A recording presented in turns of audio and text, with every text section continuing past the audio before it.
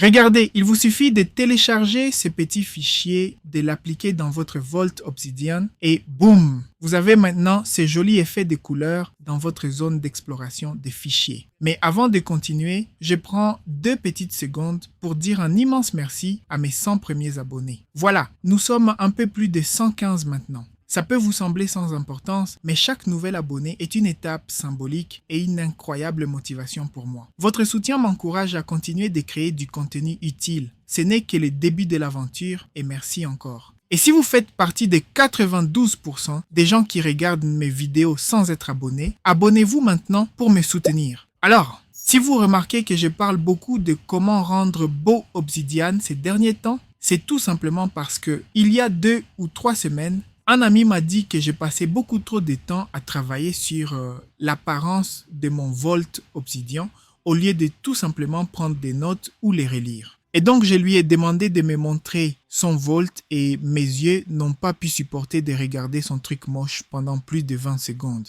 Et je me suis rappelé de ma situation il y a quelques mois quand je pensais encore que ma productivité était une question de volonté. Mais mon cerveau, lui, avait d'autres plans. Il s'est noyé dans le chaos. Je me souviens, mon Volt Obsidian était un véritable champ de bataille, avec des milliers de notes éparpillées dans des dossiers sans structure et cette apparence basique, gris sans goût de Obsidian. Bref, c'était la jungle. Je me demandais pourquoi j'étais toujours fatigué. C'est simple. Chaque fois que mon regard tombait sur ces bazars, mon cerveau devait travailler pour faire le tri. C'est ce qu'on appelle la surcharge cognitive. En gros, mon cerveau était plus occupé à faire le ménage et à fournir un effort pour se rappeler à quel point prendre des notes et les relire était important. Mon cerveau devait donc lutter et aller puiser dans mon stock de volonté pour supporter ces bazars au lieu de tout simple passer à l'essentiel et penser de manière créative, disons. Les bonnes idées ne pouvaient donc pas émerger dans cette situation, car elles n'avaient tout simplement pas la place. Mon environnement, aussi bien physique que numérique, était en train d'asphyxier ma créativité. J'ai donc compris une chose cruciale. Un espace de travail ordonné et surtout beau, c'est comme une autoroute dégagée pour nos pensées. Ça nous libère l'esprit pour ce qui compte vraiment. C'est la clé pour moi pour retrouver la productivité et la créativité.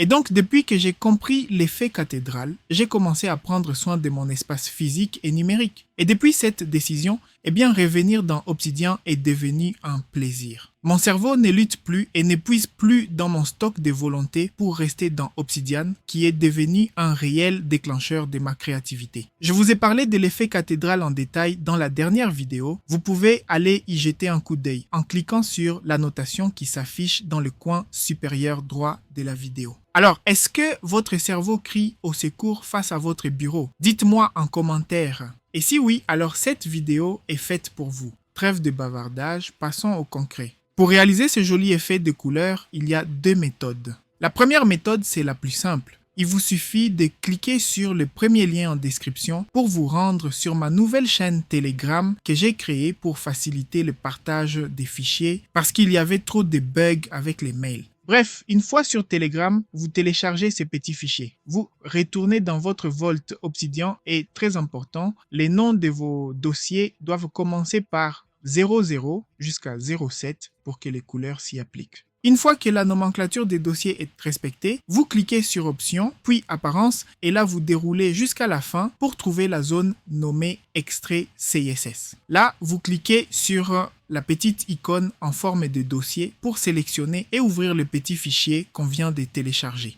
Alors, petit correctif pendant les montages. Si vous cliquez ici, ce ne sera pas pour sélectionner et ouvrir le fichier de code. Obsidian va plutôt vous ouvrir l'emplacement où il garde tous les snippets. Les snippets, au fait, ce sont les extraits CSS. Alors, vous allez donc prendre le petit fichier que vous avez téléchargé et vous allez tout simplement les coller dans ces dossiers ici. Vous cliquez sur rafraîchir les extraits et enfin vous l'activez avec le petit bouton radio et boum, vous avez votre joli effet de couleur qui s'est appliqué. Mais attendez, il y a 2 problèmes. Le premier, c'est qu'il est possible que cette méthode ne marche pas parce que le bout de code dans le petit fichier qu'on a téléchargé n'est malheureusement pas compatible avec tous les thèmes sur Obsidian. Regardez par exemple là, c'est le thème minimal qui est appliqué. Si j'applique le thème Blue Topaz et hop, plus aucune couleur visible. Et le deuxième problème, où sont nos petits emojis là au début des noms de nos dossiers, hein? Vous vous posez sûrement la question si vous êtes concentré. Et c'est là qu'intervient notre bonne vieille méthode, la méthode manuelle. Ne vous inquiétez pas, la méthode manuelle est aussi facile, juste qu'il nécessite un peu plus de temps. Aussi pour les emojis, je vous montre tout de suite comment les appliquer avant de passer aux couleurs. Eh bien pour les emojis, il suffit d'installer le plugin Iconize. Donc vous cliquez sur Options, Module complémentaire, Parcourir. Bref, vous connaissez déjà la chanson. Une fois que le plugin est installé, pour ajouter un emoji sur le nom de votre dossier ou votre note, vous venez juste faire un clic droit, puis vous choisissez Change icône. Et boum! Je vous conseille de prendre des icônes non colorées pour qu'elles prennent aussi la couleur que vous appliquerez. Bon, passons maintenant aux couleurs. Pour appliquer les couleurs, on va installer le plugin File Color. Vous rechantez la chanson de l'installation des plugins et une fois la chanson finie, on se retrouve dans la configuration de File Color. Alors dans File Color, vous devez répertorier les couleurs avant de les appliquer au dossier ou fichier. Pour ce faire, il vous suffit de cliquer sur Add Color dans la zone ou l'onglet Palette, juste ici. Vous donnez un nom à votre couleur ici, puis vous cliquez sur la couleur pour la définir. Dès que vous terminez, vous cliquez sur Save pour enregistrer la couleur ou sur le petit bouton en forme de poubelle pour supprimer la couleur. Et si vous avez un code hexadécimal de la couleur, il suffit d'ajouter une couleur, de donner un nom, de cliquer sur la couleur et de cliquer enfin 2 fois de suite ici pour avoir la zone où entrer le code hexadécimal de la couleur. Et pour appliquer la couleur, rien de plus simple. Vous faites un clic droit sur le dossier ou le fichier de votre choix et puis vous cliquez sur Set Color. Vous choisissez la couleur qui vous plaît et boum!